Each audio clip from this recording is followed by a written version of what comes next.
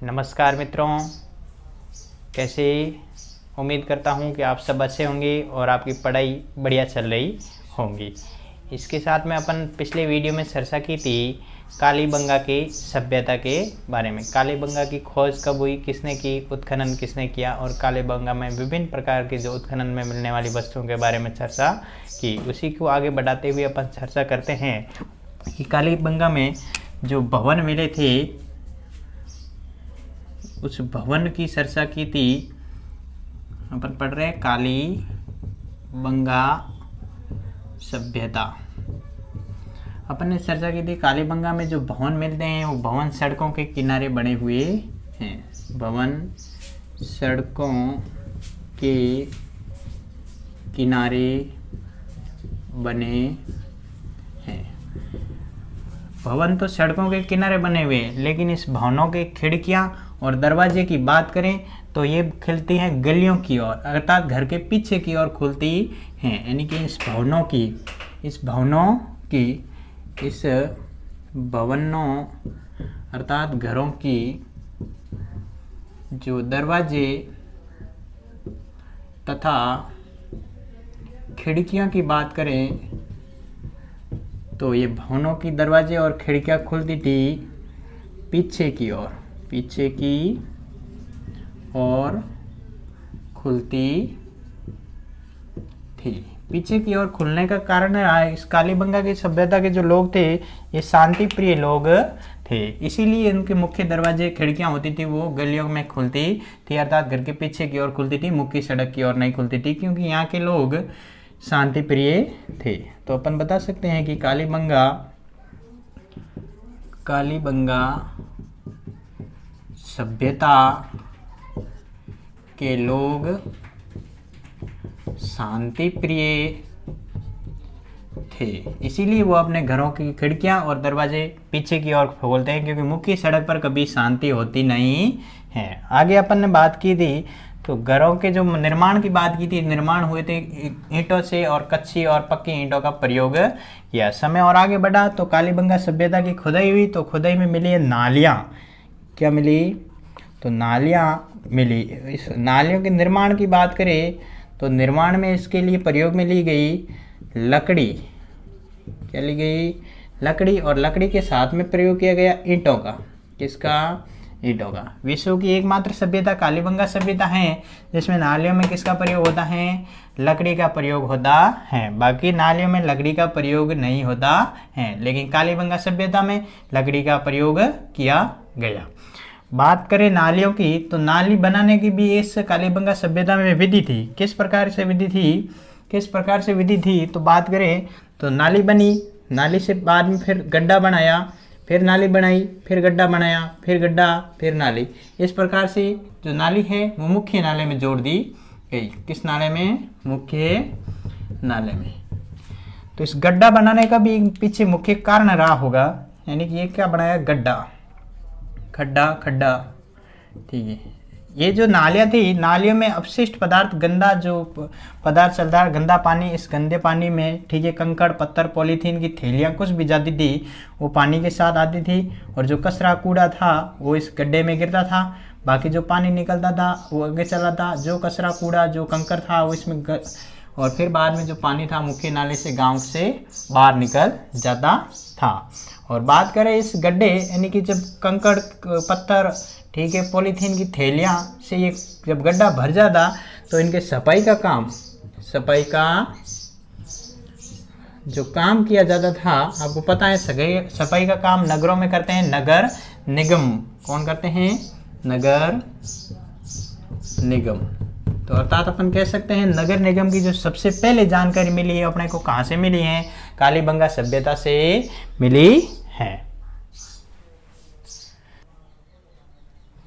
चलिए, कालीबंगा सभ्यता में नगर निगम की विश्व में सबसे पहले जानकारी मिली नगर निगम की, वो कालीबंगा सभ्यता से मिली। समय और आगे बढ़ा तो कालीबंगा की खुदाई हुई। क्या हुई?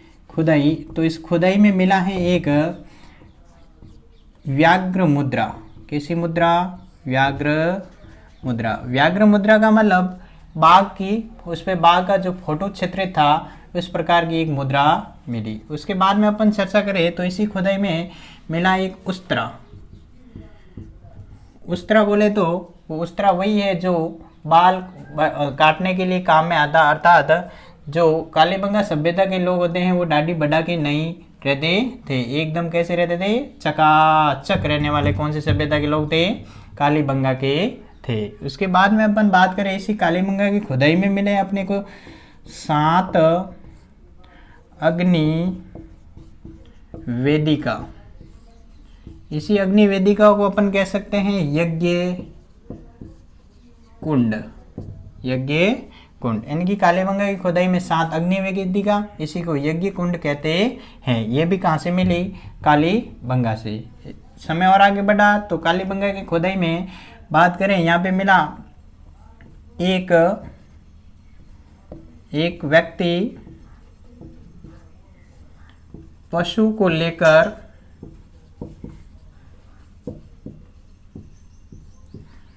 आगे बढ़ रहा है और उसके हाथ में हथियार है। अर्थात ऐसा एक क्षेत्र मिला है कि एक व्यक्ति पशु को लेकर आगे बढ़ रहा है और उसके हाथ में क्या है, हथियार है। तो अपन कह सकते हैं कि इस क्षेत्र के माध्यम से ऐसा एक चित्र मिला, क्या मिला, चित्र मिला। और इन चित्र से अनुमान लगाया गया है कि वो व्यक्ति इस पशु की क्या करेगा, बलि चढ़ाएगा। तो अर्थात यहाँ से पशु बलि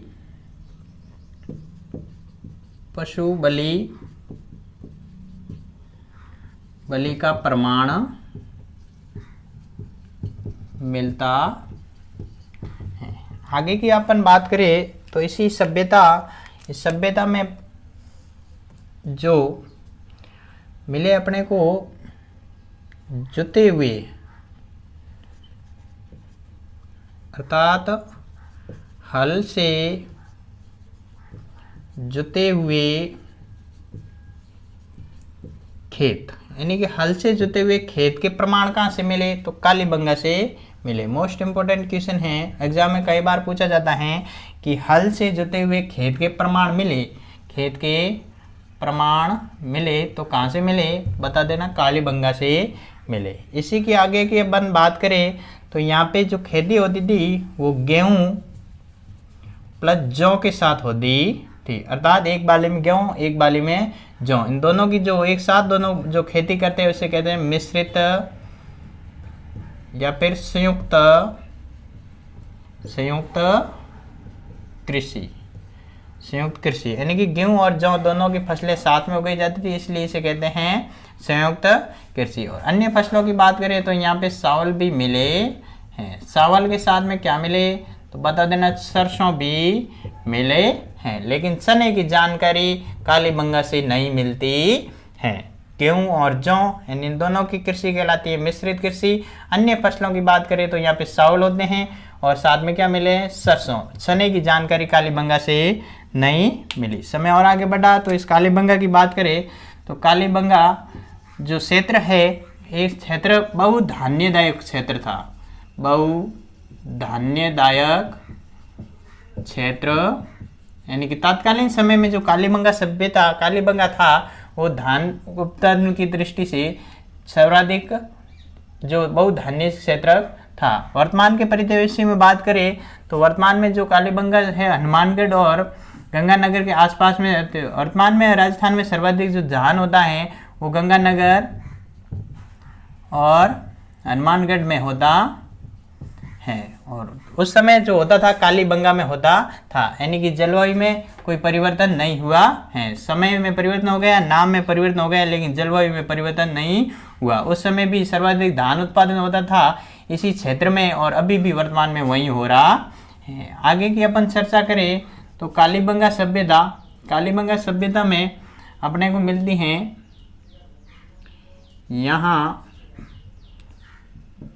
जो व्यक्ति थे वे कैसे थे, अपन ने पहले चर्चा की थी, शांति प्रिय लोग थे। कैसे थे, शांति प्रिय। आगे की अपन चर्चा करते हैं तो देखते हैं। चल कालीबंगा सभ्यता के अपने को कालीबंगा के 2-3 और नाम मिलते हैं। कालीबंगा के नाम, कालीबंगा के अन्य नाम का मतलब एक तो नाम मिलता है अपने को प्राक हड़प्पा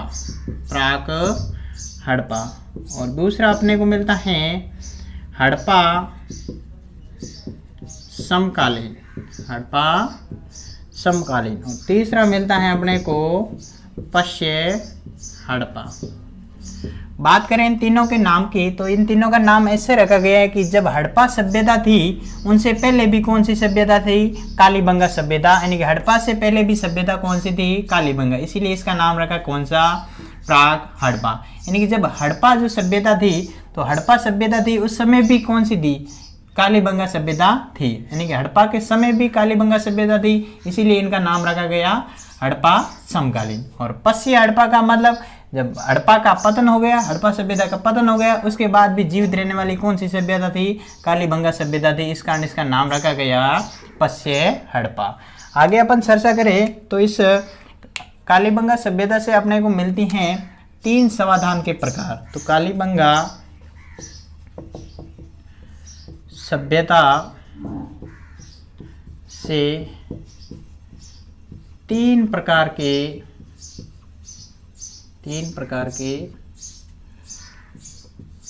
अंतिम संस्कार के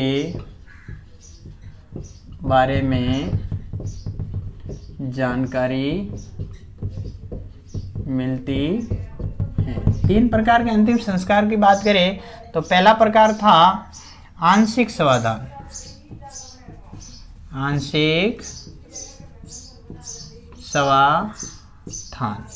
और अगले की बात करें तो था पूर्ण समाधान,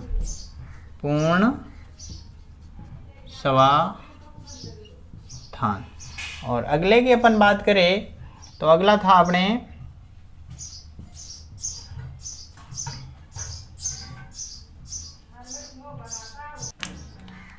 आंशिक समाधान, पूर्ण समाधान, और अगला था अपने कलश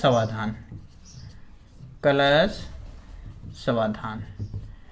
इन तीनों की बात करें तो आंशिक समाधान का मतलब ये होता है किसी भी अगर व्यक्ति की मृत्यु हो जाती है तो उसका आधा शरीर तो पशु पक्षियों के आहार के लिए ऐसे ही जंगल में छोड़ दिया जाता है और आधा जो पीछे जो बचता है उनको या तो दाह संस्कार करते हैं या फिर जो पूरा का पूरा अगर वहाँ जंगल में छोड़ देते हैं उसमें जो अगर अस्थियाँ जो पीछे बचती है वो लेकर आते हैं। और पूर्ण समाधान का मतलब यह होता है उनके पूरे के पूरे शरीर को क्या कर दिया जाता है, जंगल में छोड़ दिया जाता है पशु पक्षियों के आहार के लिए। और कलश समाधान की बात करें तो किसी भी व्यक्ति की क्या होती है, मृत्यु होती है, तो मृत्यु होते कि उसका दाह संस्कार किया जाता है। और दाह संस्कार का मतलब ये, दाह संस्कार में जब पीछे उसके अस्थियां जो होती थी, जो राख होती थी, उस राख को एक कलश में डालकर किसी पवित्र नदी में डाल देते, वो होता है कौन सा? कलश समाधान। वर्तमान समय में अपन बात करें सर्वाधिक जो होता है अंतिम संस्कार का जो कलश समाधान ही होता है। और पूर्ण समाधान उस समय क्या क्यों करते थे? अगर उनको विश्वास था किसके? पुनर्जन्म में, पुनर्जन्म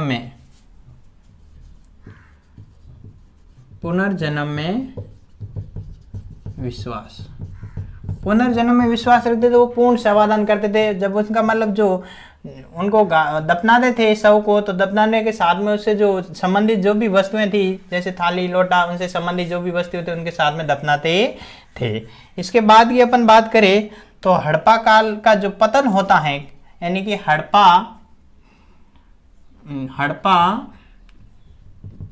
कालीबंगा सभ्यता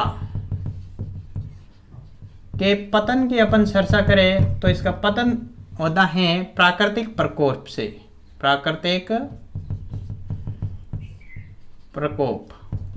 यानी कि सर्वाधिक जो मान्य जो पतन का कारण माना जाता है कौन सा? प्राकृतिक प्रकोप। अर्थात इस सभ्यता में क्या कोई भी प्राकृतिक ऐसी घटना हुई थी जिस वजह से इस सभ्यता का क्या हो गया? पतन हो गया। आगे अपन चर्चा करें इस कालीबंगा के जो काल यानी कि अवधि कहां से कहां तक इस सभ्यता का काल रहा, समय रहा, इसकी अपन बात करें तो एक पद्धति होती है कार्बन